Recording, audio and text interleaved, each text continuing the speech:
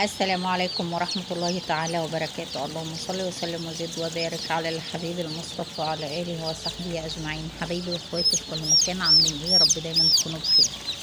يا ريت يا حبايبي لو مشتركتوش في القناة تشتركوا وتفعلوا زر الجرس، ويا ريت لايكات كتير جدا جدا على الفيديو ده. شايفين مع بعض الكتاكيت ما شاء الله لا قوة إلا بالله. هقول لكم الأسعار النهاردة، وكل يوم ان شاء الله بنزل لكم فيديو الاسعار اول باول، حتى ولو كانت الاسعار ثابته.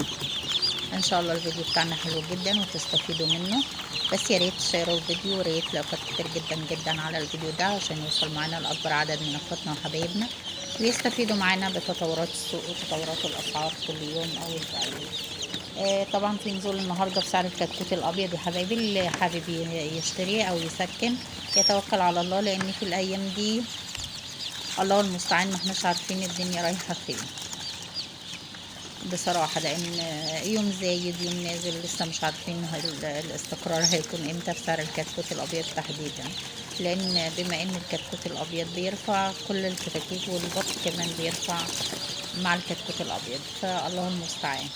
اللي حابب ينزل حاجه، السعر نازل النهارده 5 جنيه كامله. يتوكل على الله وان شاء الله ربنا يوفق الجميع باذن الله. شايفين ما شاء الله لا قوة الا بالله حيوية الكتاكيت والبط كمان، حاجة كده لا قوة الا بالله. اللهم ارزقنا جميعا حلال طيب مبارك انا وانتم وامة محمد اجمعين. مش عايزة اطول عليكم، وندخل مع بعض ونقول الاسعار. سعر الكتكوت الابيض، الكتكوت الاربو والرص والابيض المعدل والقب كمان، كل الانواع دي من الكتكوت الابيض النهارده، واللي عامل سعرها 45 جنيه. كمان موجود معانا الكتكوت الساسو الشجر دي الاول يا جماعه، حاجه كده لا قوه الا بالله. الساسو الشجر النهارده واللي عامل سعر 31 جنيه. موجود معانا كمان الكتكوت الهجين العالي واللي عامل النهارده 31 جنيه. كمان موجود معانا الكتكوت البلد المهجن صنع الغرض، بتكون منه البرابر بياضة، بتبقى على معدل في البيض، والبيض كمان بتتذبح تسمين، حاجة كده ما شاء الله طعم البلدي عفوا جميلة جدا، وتحويلها برضو سريع ما شاء الله، يعني حاجة كده للبيض واللحم صنع الغرض.